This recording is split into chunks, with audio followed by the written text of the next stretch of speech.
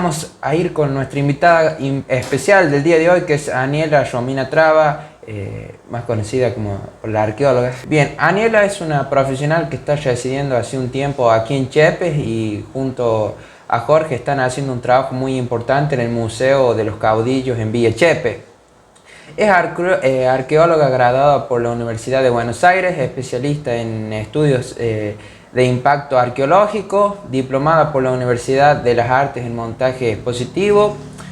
Su trabajo se concentró en arqueología histórica, principalmente en la ciudad de Buenos Aires y alrededores. Fue socia fundadora de la primer cooperativa de arqueólogos en Argentina. Nada, Daniela, muchas gracias por estar aquí y bueno, ya empezamos ya con la entrevista. Hablemos un poco de cómo se dio su llegada aquí en Chepe. Bueno, llegamos junto con Jorge, mi compañero, ya hace en 2021 en realidad empezamos a trabajar a distancia durante la pandemia, un poco diseñando lo que iba a ser el proyecto de trabajo en el museo y finalmente en 2021 pudimos venir. Ese año estuvimos trabajando yendo y viniendo, tuvimos unos meses, yo me quedé unos meses acá y después cada uno iba para sus residencias en las otras puntas del país. Y ya bueno, hace casi 2 años que estamos fijos ya viviendo en Chepes. Bien, Daniela, hablemos un poco de tu familia, hablemos de cómo está conformada, de si tenés hermanos o tus padres, los recuerdos que tenés de tu infancia. Bueno, tengo mamá y papá. Tengo hermanos, pero soy hija única. Pero tengo 3 hermanos, todos más chicos, todos varones, así que me hicieron renegar bastante durante mi infancia. El más grande sobre todo, Arielito, que también le mando un abrazo. Y bueno, siempre me gustó, la verdad, estudiar. Una persona de esas que les gusta ir a la escuela, les gusta aprender. No leía mucho, eso sí, pero miraba mucha tele. Y un poco ya desde la infancia me interesó mucho ver documentales y demás. Eran los 90, se habían puesto de moda el Discovery Channel, así que y el History Channel, y había documental de todo el día. Así que transité un poco por ahí mis intereses que después iban a llevarme a estudiar lo que estudié, ¿no? Y también tuve un abuelo que le gustaba mucho contar historias y renegar sobre la historia argentina, así que eso también. Bien, y ya en la etapa adolescente, en la escuela secundaria, ¿cuáles fueron esos momentos que por ahí que te marcaron, Daniela, y también cómo eras vos en ese momento, en esos años? Durante la escuela secundaria, la verdad que tuve la suerte de ir a un colegio muy lindo, con algunos buenos docentes que también te fomentaban mucho el tener una visión crítica. Había periodismo también en la escuela, si bien yo no participé, pero era como un colegio nacional con un poco de orientación a la comunicación y a lo social, era un bachiller público, ¿no? Yo hice toda mi educación en la educación pública. Y también tuve la suerte de tener un grupo de amigas con el que transité toda la secundaria e incluso parte de la facultad también, en la que nos fuimos como apoyando un poco en estos intereses que tenía. Una de mis amigas empezó también arqueología, otra también le gustaba mucho la historia, si bien después cada uno, bueno, tal vez cambió un poco el rumbo, pero como que eso también ayudó un poco a ir por ese lado. Y también fue un colegio donde había bastante movimiento de centros de estudiantes, hubo distintas instancias en las cuales tal vez comencé a tener un poco de interés en lo que era la acción política, de la política estudiantil, que me empezó a abrir como un panorama que después se siguió abriendo durante la facultad.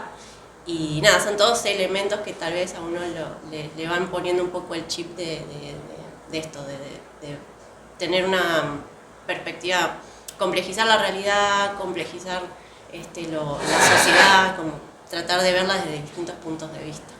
Bien, y ya en los años como estudiante universitaria, bueno, ¿cómo fueron esos años y por qué elegiste esa carrera, Daniela? Debo decir, vuelvo a la parte de la infancia, se estrenó Jurassic Park, se estrenó Indiana Jones, bueno, era un poquito más vieja, pero entonces estábamos como un poco, había muchos niños que querían ser arqueólogos o paleontólogos. Y la verdad es que me gustó desde siempre, desde chiquita. También quise ser peluquera durante mucho tiempo, me sigue gustando, pero terminé decidiéndome por la arqueología.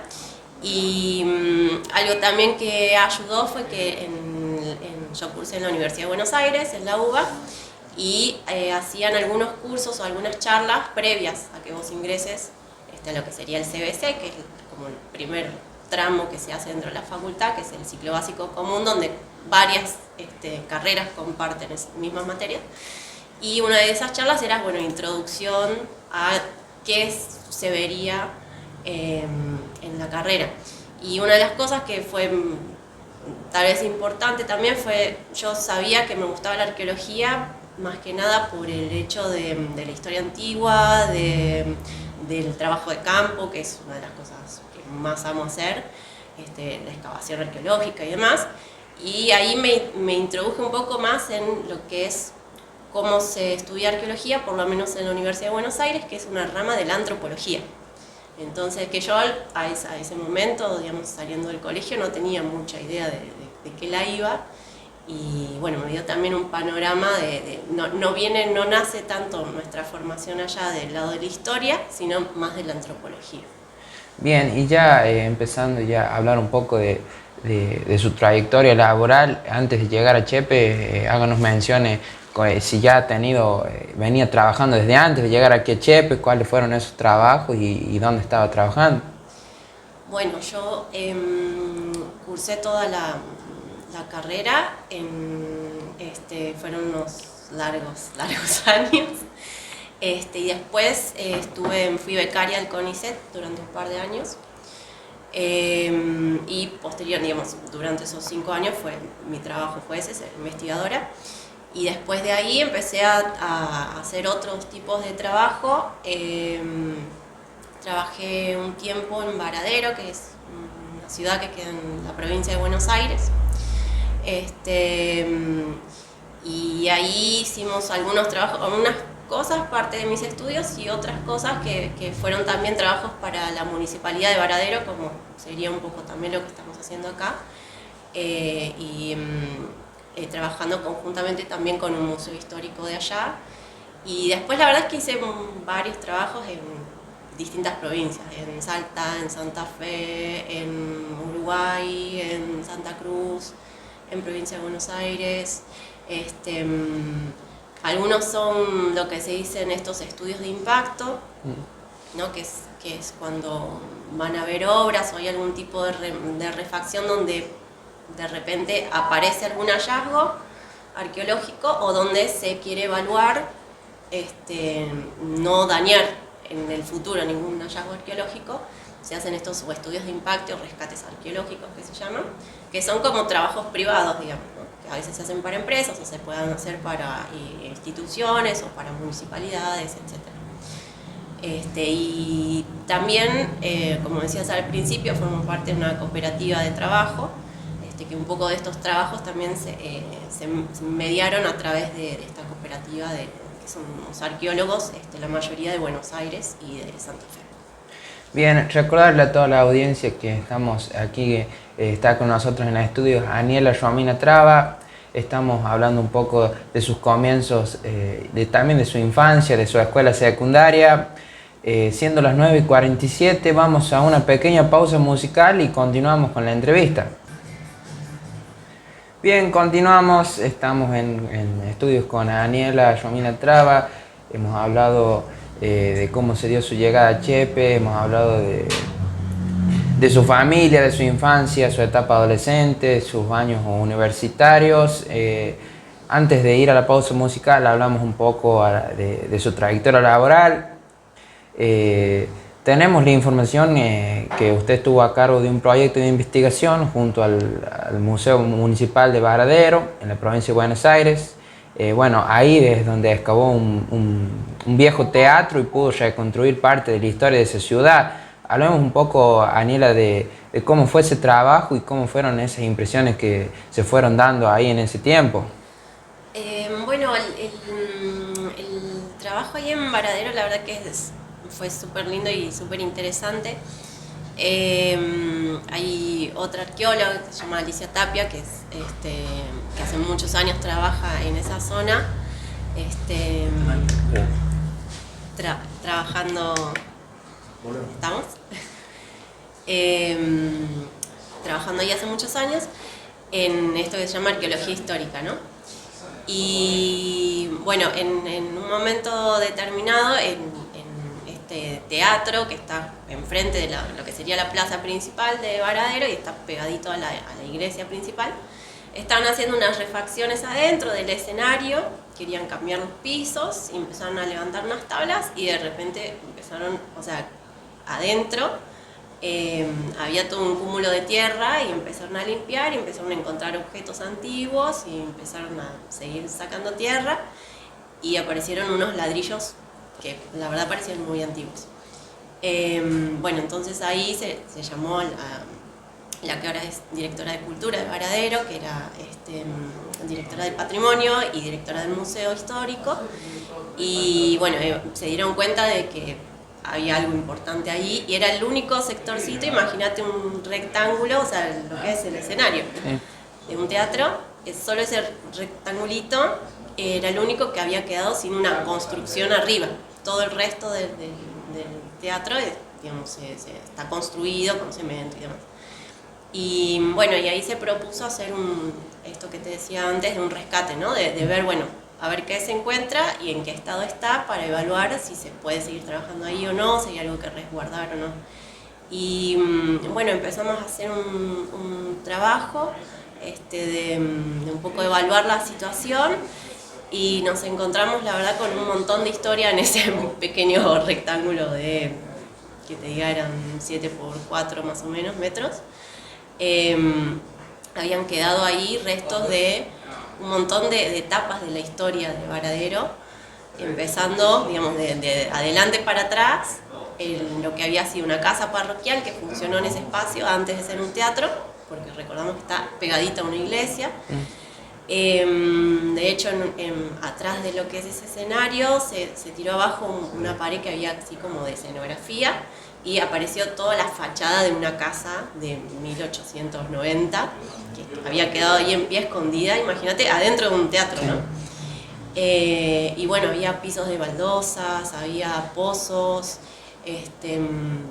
había un montón de niveles que después cuando seguimos trabajándolo, digamos, llegamos a encontrar lo que serían estructuras o rasgos que quedaron de edificaciones anteriores a esa casa parroquial que era de 1890.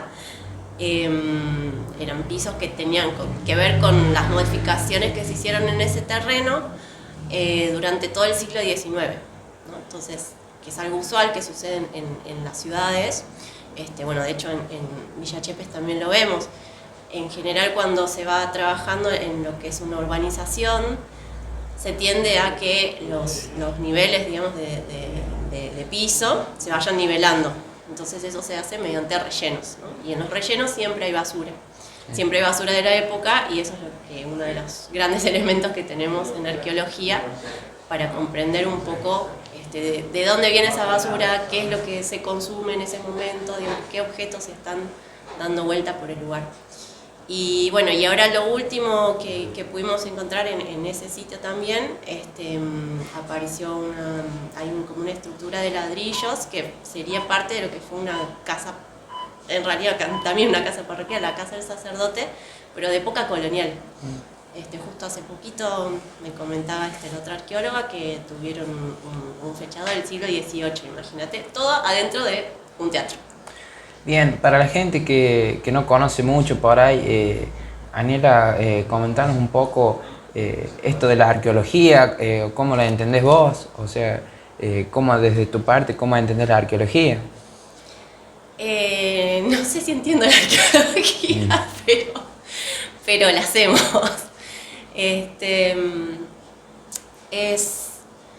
Tiene muchas aristas, en realidad, la arqueología, ¿no? Uno dice así, arqueología, pero es súper amplio. Hay muchas orientaciones, muchas especialidades dentro de la arqueología también. Esto que venimos charlando de hablar de arqueología histórica, por ejemplo, implica, otros le llaman arqueología del mundo moderno, ¿no? Es todo lo que tiene que ver con los procesos históricos y con las transformaciones culturales que en América suceden a partir de la colonización española. Digamos, este cambio en lo que era el modo de vida de las poblaciones originarias, cómo se impacta con la llegada de lo que es la cultura occidental europea. Y así como hay gente que se especializa en otros periodos históricos, o hay gente que se especializa en determinados temas, o en los aspectos más teóricos, o en los aspectos más metodológicos, o en mi caso, por ejemplo, yo siempre he trabajado más sobre un determinado tipo de material, de materia prima, que es el vidrio o las losas, son los productos industriales. Así como hay gente que se especializa en estudiar la cerámica o todo, digamos, la diversidad de cultura material que producimos como sociedad. Y entonces es como que la arqueología es un poco de todo eso, y también no es solamente el estudio del objeto, es el estudio del contexto, es entender dónde está ese objeto, es entender cómo llegó ahí, cómo se depositó, qué cosas ocurrieron en el ambiente en el que está, sea un ambiente construido, como puede ser un edificio, o el ambiente natural.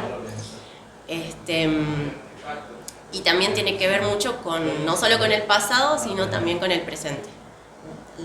Siempre decimos que la arqueología habla del pasado, pero lo construye, ¿no? Digamos, no es que rescatamos el pasado, sino que desde hoy, como profesionales, con la subjetividad que tenemos, con las preguntas que nos hacemos hoy en día, que también están guiadas un poco por nuestra realidad actual, es que vamos tratando de interpretar lo que encontramos sobre el pasado, ¿no? Entonces ese pasado lo vamos construyendo desde el hoy, y también algo que por lo menos es nuestra forma de trabajar con Jorge, es además no solo hacerlo desde el espacio meramente académico profesional, sino trabajarlo también en comunidad, ¿no? Trabajarlo con el otro.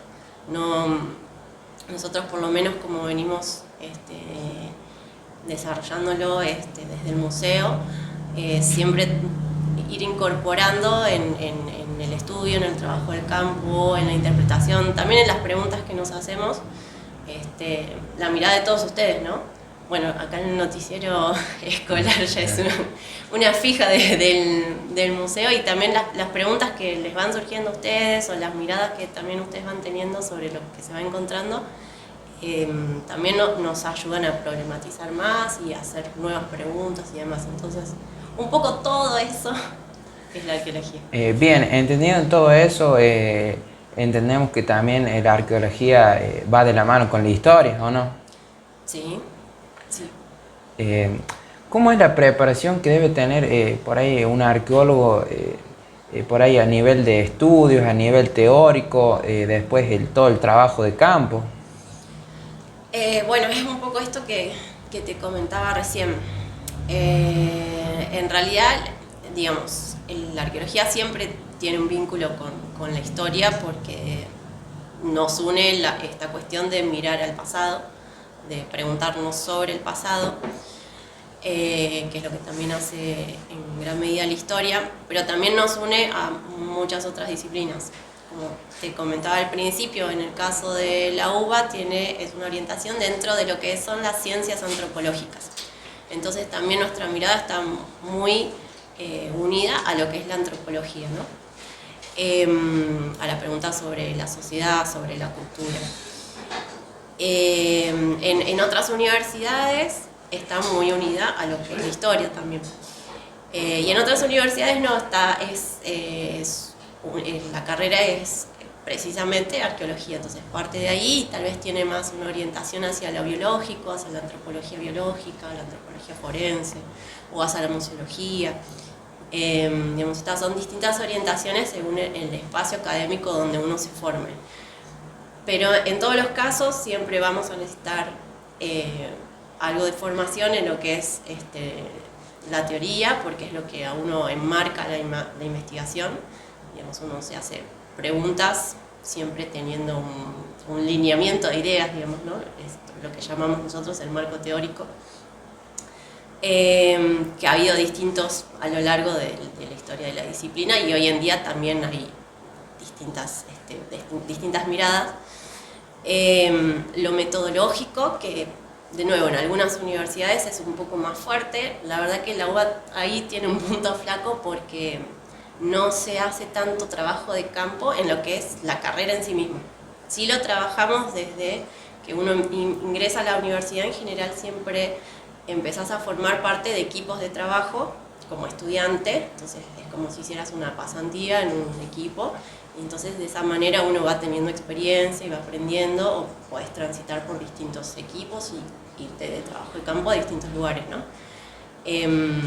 Pero como parte de la formación dentro de la facultad, la verdad que es bastante poca, a diferencia de otras universidades. Y yo tuve la suerte de que a mí siempre me interesó lo que es la arqueología histórica y la arqueología urbana, que también es una de las ramas que en los últimos años se viene creciendo más, ¿no? Venía un poco relegada esto, la arqueología urbana, que lo que me permitió es, a pesar de vivir en una gran ciudad como es Buenos Aires, pude hacer trabajo de campo desde que estuve estudiando a un par de barrios de mi casa, digamos, sin necesidad de tener que irme lejos. Bien, Aniela, mencionamos un poco ahí que del trabajo en equipo. ¿En la arqueología siempre hay un trabajo en equipo? Siempre, siempre. Siempre porque, digamos, los contextos que uno tiene que abordar siempre son complejos, siempre son grandes. Y la verdad es que una sola persona hacerse cargo de todo eso sería inabarcable. No solo en cuanto a la interpretación, sino que el trabajo de campo de por sí te implica un trabajo colaborativo con otras personas, porque digamos es un trabajo físico, la realidad es esa, es levantar muchos metros cúbicos de tierra, de excavar o con pala o con cucharín, con distintas herramientas, zarandear, buscar, después analizar en laboratorio un gran volumen en general de materiales que se encuentran. Entonces la verdad es que es un trabajo muy laborioso en el que en general siempre participa un equipo de personas que pueden ser profesionales o no, pueden ser estudiantes o no, ¿no? Y además que punto aparte de lo necesario en la práctica, siempre es mucho más enriquecedor trabajar en equipo, por lo menos esa es nuestra visión, porque digamos, siempre 4 ojos ven más que 2 y 2 cabezas piensan más que uno. Entonces creo que el trabajo de equipo es uno de los ejes fundamentales del trabajo arqueológico. Bien, en el desempeño de la profesión, por ahí, ¿cuál fue el hallazgo arqueológico más relevante del que hayas participado y cómo fue y dónde? Bueno, nos mencionabas ahí uno de los hallazgos que has tenido, pero no sé si es por ahí el más importante que has tenido.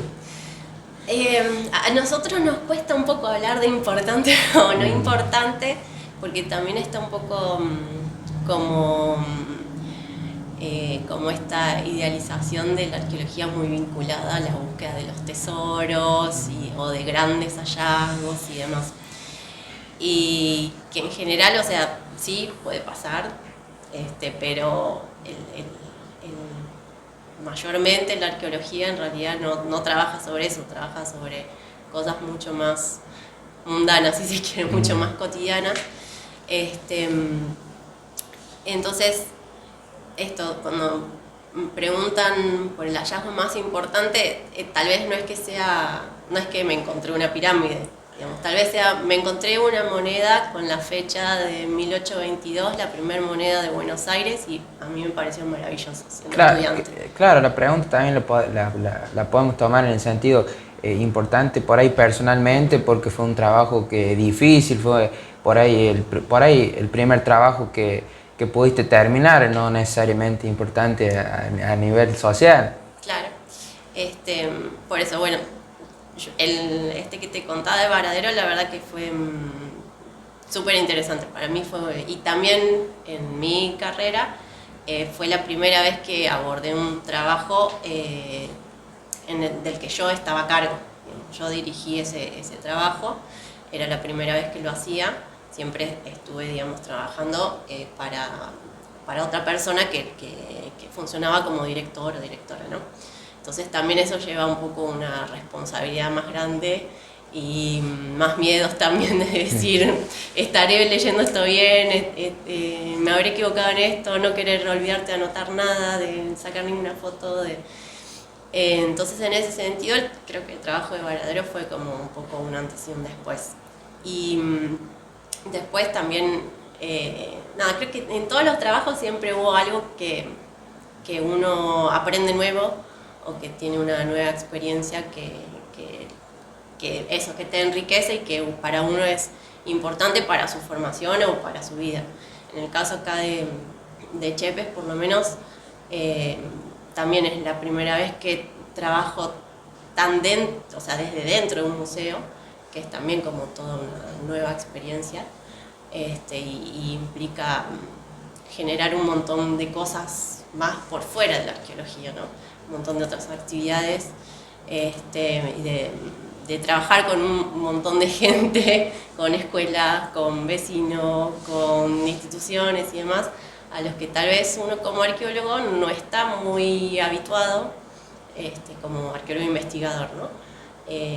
Como que nos falta un poco también de cancha en eso. Y trabajar desde un museo, la verdad que es un aprendizaje gigante también. Bien, tenemos la palabra de Aniela Romina Traba, arqueóloga, persona dedicada a la arqueología. Programa número 16 ya, siendo las 10:15, vamos a una pausa musical y continuamos desde la Radio Escuela. Aniela, regresamos de la pausa musical. Ya radicada aquí en Chepes, en los Llanos Riojanos, cuéntenos qué trabajos realizaron desde que llegó aquí con Jorge y también los que están haciendo en la actualidad. Sabemos que un trabajo importante es el del museo. Sí, sí, digamos, fue la razón para venir acá a Chepes, fue la puesta en valor del museo. Que empezó como un proyecto tal vez más pequeño y interno del museo, que era básicamente ponerlo un poco en orden. Digamos, el museo tuvo, bueno, durante su larga historia de vida, tuvo distintos momentos, ¿no? En algunos más dinámicos que otros, y necesitaba un trabajo más de orden dentro del museo, de orden de las piezas, de poder tener mayor control de las piezas, de poder garantizar la conservación, digamos, de todas estas piezas que forman parte del patrimonio histórico, ¿no?, de Chepes y de los llanos en general. Entonces lo que primero se trabajó fue en hacer un inventario de todos estos objetos que no había, digamos, durante los años se han hecho en algunas oportunidades, pero estaban perdidos, así que se hizo de cero con la colección que hoy en día estaba dentro del museo. Se inventarió todo, es decir, se hizo pieza por pieza, se numeró, como decimos siempre, se le pone como un número de DNI a cada objeto, para después poder llevar un control de ese objeto. Se sabe dónde está, en qué condiciones, se le saca fotos, se lo describe. Todo eso forma parte de una base de datos, ¿no?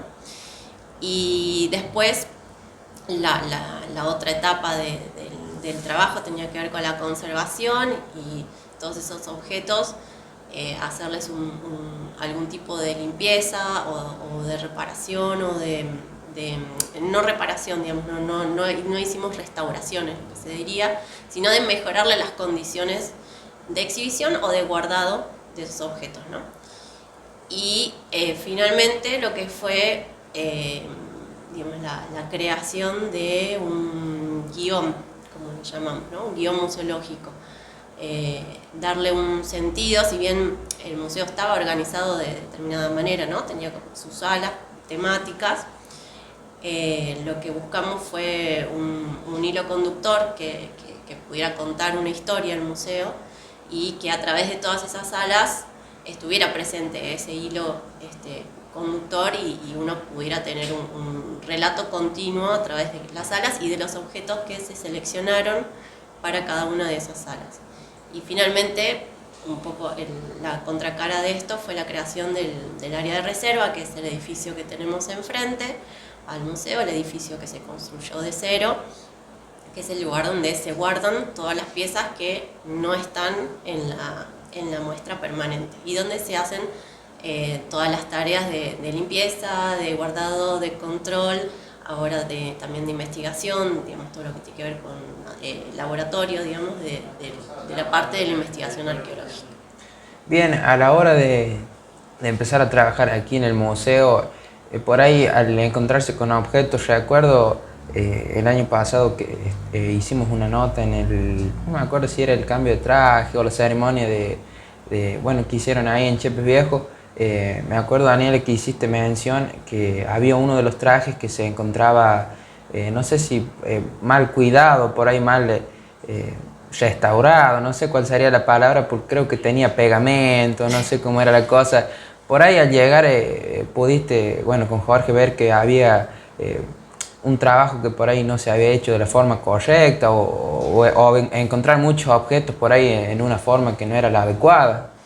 Sí, es algo que en realidad suele suceder, es la realidad, digamos, de muchos museos del país, sobre todo los museos más pequeños como estos.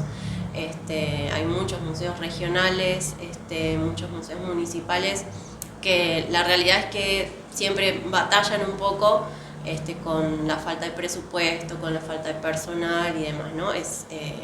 Digamos, es una realidad. Por las dificultades económicas o de formación incluso del personal. Entonces, a veces sucede que hay algunas colecciones o algunas piezas que no se le tienen los cuidados adecuados. También en lo que tiene que ver con conservación, a lo largo de los años ha ido cambiando, porque pasa el tiempo y se van desarrollando nuevas técnicas de conservación, nuevas herramientas, nuevos productos. Por darte un ejemplo, hace 50 años era muy usual que todas las vasijas cerámicas fueran barnizadas, por ejemplo, como una forma de que no se deteriore, ¿no? O de protegerlas de la tierra y demás. Y eso hoy en día sería inaceptable, pero hace 50 años no, era algo común y estaba bien realizarlo. Entonces también jugamos un poco con eso, a medida que pasa el tiempo hay que ir actualizando un poco también las formas de conservar los objetos. Y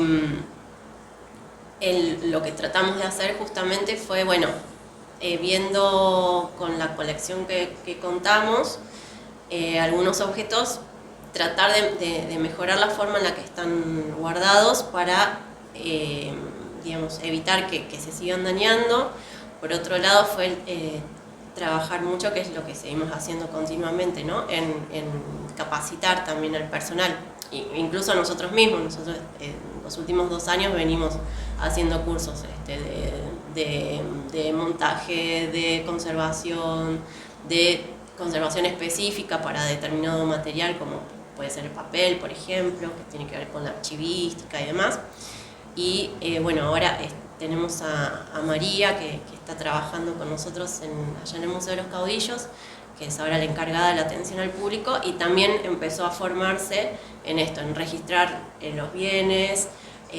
Ahora, como comentabas recién, con la ceremonia del cambio de traje, también tuvimos oportunidad de empezar a practicar esto, cómo manipular y guardar lo que tiene que ver con objetos textiles, que son de los más frágiles, tal vez, sobre todo las piezas que tenemos en el museo, que son bastante antiguas, tienen casi 200 años de antigüedad algunas, y han pasado, digamos, tienen los daños propios del tiempo y también de la falta de control de plagas también, y demás. Son todas cosas que vamos tratando de ajustar, ¿no? Y lo que estamos formando es, nosotros le decimos un manual de buenas prácticas, ¿no? Establecer todo lo que vemos que ha ido fallando o que necesitamos mejorar. Estamos armando un escrito como para que eso quede y todos lo tengamos que cumplir. Cualquier persona vinculada al museo lo tengamos que cumplir y sepamos cómo manejar esas piezas. Y la otra parte que nos quedaría, que es lo que hasta el momento no pudimos hacer, que es lo que mencionabas recién, que sería la parte de restauración, ¿no? La restauración implica ya hacer una intervención sobre el objeto y tratar de revertir el estado en el que está. O sea que hay una rotura, pegarlo es una acción de restauración. O en el caso de una pieza de vestimenta, por ejemplo, coserle agujeros o ponerle parches o hacer determinadas limpiezas de los objetos. Por ejemplo, si tienen un pegamento, si tienen una pintura, hay un montón de productos químicos y demás de conservación específicos que se pueden llegar a utilizar para tratar de traerlo más a lo que era originalmente esa pieza. Eso ya es parte de digamos, lo que tiene que trabajar un especialista en conservación. Nosotros, como arqueólogos, tenemos una pequeña formación en eso, pero no somos especialistas. Entonces es lo que también uno de los desafíos un poco que nos vamos a plantear para este año que viene, ver si podemos comenzar a avanzar sobre eso y tratar de restaurar algunas de las piezas más importantes que tiene el museo. Bien, Aniela, trabajando ya aquí en Chepes, ¿cuáles fueron esos obstáculos que se fueron presentando o que fueron encontrando? La falta de tiempo en la vida, sobre todo. Hay mucho para hacer. Dentro del museo hay mucho para hacer porque el museo funciona todos los días. A veces, digamos, no necesariamente de puertas abiertas al público, pero el museo funciona todos los días hacia su interior, además de con el público. Y son muchas tareas cotidianas, primero para el mantenimiento propio del museo. Todas estas cosas que te vengo mencionando no solo se hicieron en el primer año de trabajo hasta que se reinauguró, sino que cotidianamente se siguen haciendo. De hecho, en unos días seguramente les vamos a estar contando de algunas donaciones que tuvimos, y es esta misma tarea que hicimos en un principio, la tenemos que seguir repitiendo, incorporar nuevos objetos, de nuevo describirlas al inventario, guardarlos, ver si se exhibe o no se exhibe, crear una idea de una muestra donde esos objetos puedan incorporarse y demás. Y además de todo el trabajo museológico, está la parte de investigación, que la verdad es que demanda mucho trabajo. Por el momento somos 2 arqueólogos nada más, con Jorge. Y bueno, sí, hemos tenido, ¿no?, el año pasado la participación de un montón de otras personas que han formado parte del equipo. Y bueno, ese es como también un desafío, como poder conformar esos espacios de trabajo conjunto, para poder ir avanzando en la investigación. La verdad es que tenemos 1.000.000 de cosas para hacer. Y nada, creo que el tiempo, la verdad, es uno de los elementos que vamos a ver cómo podemos empezar a organizar. Bien, Aniela, saliendo un poco del rubro, pero capaz que no, ¿cuál es el mejor libro que has leído? ¡Oh! Me mataste. Si es que sos de la lectura, no sé cómo. El mejor libro que he leído. No vale agarrar así tan desprevenida. Oh. ¿Sabés que hay uno y no me voy a acordar el nombre? No me voy a acordar el nombre, es un autor brasilero. Te lo voy a recontra de ver. Bueno, Porque no, mira, lo voy a googlear mientras me haces otra pregunta. bien, Aniela, saltando un poco de la pregunta de cuál es el mejor libro que has leído, mencionanos por ahí una fortaleza y una debilidad suya como profesional. Una fortaleza y una debilidad. Una debilidad, soy un poco bastante autoexigente, que puede ser una fortaleza, pero también a veces uno se pone un poco obsesivo con determinadas cosas, ¿no? Y eso puede hacer que uno demore más en hacer un trabajo de lo que debería. Tengo una obsesión, por ejemplo, con sacar fotos. Saco muchas fotos, de más, y me demanda mucho tiempo. Sí. Por darte un ejemplo, ¿no? Y algo a favor es que me gusta mucho aprender cosas nuevas todo el tiempo. Entonces, que bueno, eso también fue un poco parte del desafío de trabajar con el museo, de necesitar estar generando cosas nuevas, porque digamos la muestra dentro del museo no puede cambiar todos los días, porque la verdad es que es un montón de trabajo. Entonces hay que ir buscando estrategias como para que esa misma muestra se pueda ir viendo desde diferentes puntos de vista o a través de distintas herramientas. Por eso todo este año que pasó, y vamos a seguir trabajándolo este año también, empezamos a trabajar bastante con lo que es tecnologías, ¿no? con realidad aumentada, realidad virtual y demás, con más el mundo digital. Y fue un desafío no solo para mí, ¿no? Para Jorge también. Fue un desafío como introducirnos un poco en ese mundito y empezar a aprender. Y mucho tutorial de YouTube, mucho. Muchas horas. Y nada, y se aprende, y después la verdad que es algo también que te enriquece y es una nueva capacidad que adquirís, ¿no? Para trabajar. Bien, Ariana, mencionanos un poco cuáles han sido los aportes y hallazgos arqueológicos sobre la historia de Chepe. ¿Podrías por ahí darnos una fecha aproximada de los primeros pobladores de nuestra zona? ¿De qué zona? Bueno, esa es una pregunta muy difícil, porque en realidad lo que nos faltan son fechas, precisamente. En Chepes, digamos, en esta zona, en los llanos un poco, también en general en la región, ¿no? Pero porque hay poco hecho arqueológicamente en cuanto a la datación, ¿no? Nosotros tenemos dos formas de pensar en fechas. Una es lo que llamamos datación relativa, que es ordenar cronológicamente, ¿no? Ordenar en el tiempo distintos eventos, objetos o lo que fuere, en base a su relación con otros, ¿no? Entonces, si yo veo hoy un celular de este tipo, como el que tenemos, un smartphone, y yo le pongo al lado un teléfono con cable de línea y con disco para marcar, yo sé que este es más nuevo que este, ¿no?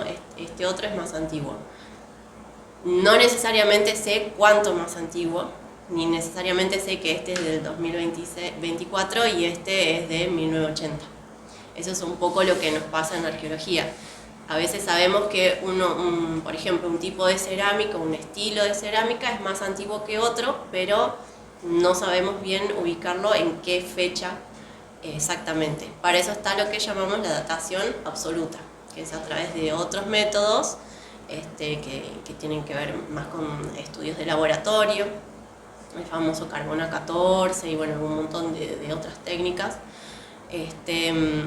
que te permiten sí darte una fecha y te dicen, por ejemplo, este objeto o este hueso se depositó hace por lo menos 1000 años, ¿no? Eso es lo que acá a grandes rasgos nos falta, y la única referencia que tenemos para esta zona es un estudio que no lo hicimos nosotros, lo habían hecho otro equipo de arqueólogos de Mendoza hace un par de años en Villa Casano, ¿no? En Casa de Piedra, que es un lugar bastante conocido. Ahí se hizo en 2015, 16, si no me equivoco, un estudio y se obtuvo un fechado que lo orientaba como 2 ocupaciones de ese lugar, la más antigua hace 2500 años. Entonces, esa es como la única referencia concreta que tenemos sobre hablar de antigüedad en esta zona. No te digo en Chepe específicamente, pero no en la zona. Ahora, es probable que las poblaciones humanas estuvieran mucho antes de eso también. Un poco más para el norte hay como estudios que han hecho arqueólogos hace muchos años de los instrumentos de piedra, que nosotros le decimos instrumentos líticos, las puntas de flecha y demás, que también por esto de los estilos y demás los ordenan como si fueran mucho más antiguos en lo que se llama tal vez precerámico, o sea, antes de que hubiera presencia de cerámica y demás. Eso te puede llegar a tirar 6.000, 8.000 años o más. Pero la verdad que para esta zona no hay más estudios que eso.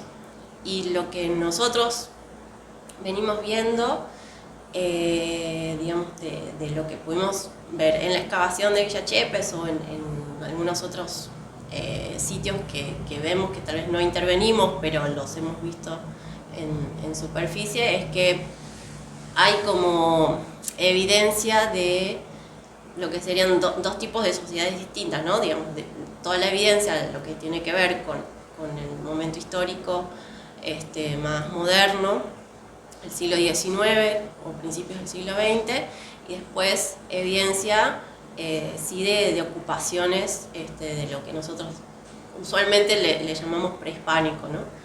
Digamos, son poblaciones originarias que en realidad no necesariamente son prehispánicas, tal vez son del siglo XVI, son del siglo XVII, pero la verdad es que como nos faltan esos fechados no lo podemos aseverar. Así que, ¿cuán antiguo es Chepe? Yo, digamos, por mínima referencia, te diría que tranquilamente hace 2500 años está habiendo poblaciones en esta zona. No sabemos mucho más que eso y seguramente que también las hubo más antiguas, ¿no? Bien, Aniela, vamos transitando el tramo final ya de la entrevista. Hablemos de cuáles son tus sueños o cuáles sueños tienes. Qué pregunta. En realidad, algo que nosotros nos propusimos, me voy a enfocar acá en el trabajo acá, ¿no? Porque si no me puedo ir para cualquier lado. Pero por lo menos en el ámbito acá de Chepes y del museo, una de las cuestiones que nosotros nos propusimos cuando abordamos este trabajo, más allá de poner lindo el museo, como se le puede decir, y de ordenarlo y demás, es que pueda crecer, ¿no? como institución, o sea, que el museo crezca como institución, se fortalezca y que a partir de esto, de un trabajo sistemático, con ayuda técnica, con formación de personal, con involucramiento, digamos, no solo de las autoridades municipales y demás, que es lo que corresponde porque el museo es municipal, sino que se involucre la población en general, la comunidad educativa y demás. Es que digamos, poder garantizar que el museo siga con sus puertas abiertas de acá al futuro, sin tener que pasar por estos momentos en los cuales a veces no puede sostenerse, ¿no? Que lograr generar que la comunidad pueda sostener el museo y que siga creciendo. Y la verdad, a nosotros como investigadores, como arqueólogos, también lo que no se cuenta una historia, sino que sea un lugar donde se sigan construyendo historias, ¿no? Sean las mismas, sean nuevas, pero se siga construyendo entre todos y siga creciendo, y la investigación, sea con nosotros, sea con otras personas, o pueden incorporarse también otras disciplinas, no solamente la arqueología, ¿no? Pero que la investigación desde el espacio del museo, desde un espacio municipal que está acá en el territorio en el que trabaja, también eso se pueda desarrollar, ¿no? Que eso pueda crecer. Un poco esa es como la visión que tenemos respecto al trabajo acá. Bien, Aniela, ¿te consideras una persona feliz? Sí, tal vez los días de 40 grados No. sin aire acondicionado cuesta un poco. Pero sí. Igual uno siempre está persiguiendo la felicidad, digamos, uno no está siempre completamente feliz porque es también un poco lo que nos mueve a buscar cosas nuevas y es moverse básicamente. Pero sí. Bien, ahora se viene una pregunta peor, Aniela, así que... ¿cuáles son tus miedos, Daniela? ¿O a qué le tenés miedo? Como gran parte de la población le temo a la muerte, debo aceptarlo. Creo que ese es el más grande y intrínseco. Y bueno, ya para ir finalizando, peor todavía, bueno, depende. ¿Quién es Daniela Traba? ¡Ah, mierda!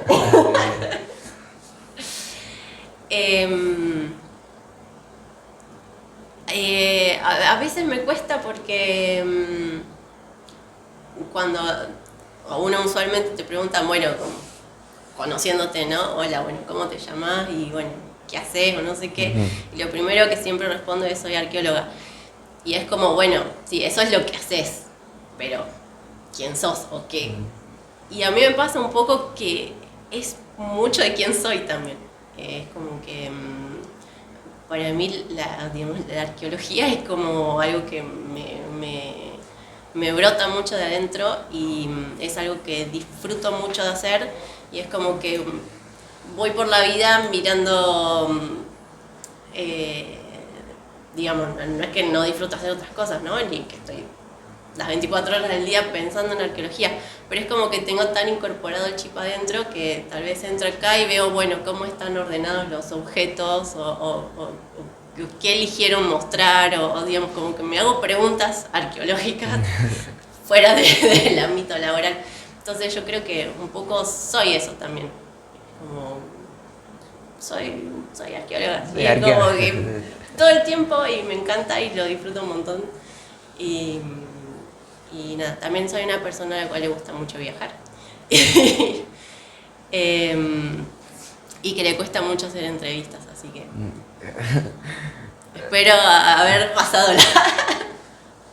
Bien, Aniela, ya siendo, nos hemos excedido un poquito de horario, pero como siempre agradecerte por estar aquí con nosotros en el día compartiendo y bueno, realizando esta entrevista, así que muchas gracias. Con el profe Carlos, bueno, te despedimos y te agradecemos el tiempo que has compartido con nosotros. Saludar a toda la audiencia que nos ha acompañado en el día de hoy. Nosotros seguimos en Orión 88.7. Aniela, te dejo que te despidas. Bueno, muchas gracias a ustedes por la invitación y no puedo despedirme sin mandarle un gran beso a Jorge porque si no, no me va a hacer la comida esta semana, que es también un poco la causa por la que estoy acá hoy viviendo esta vida feliz en Chiapas.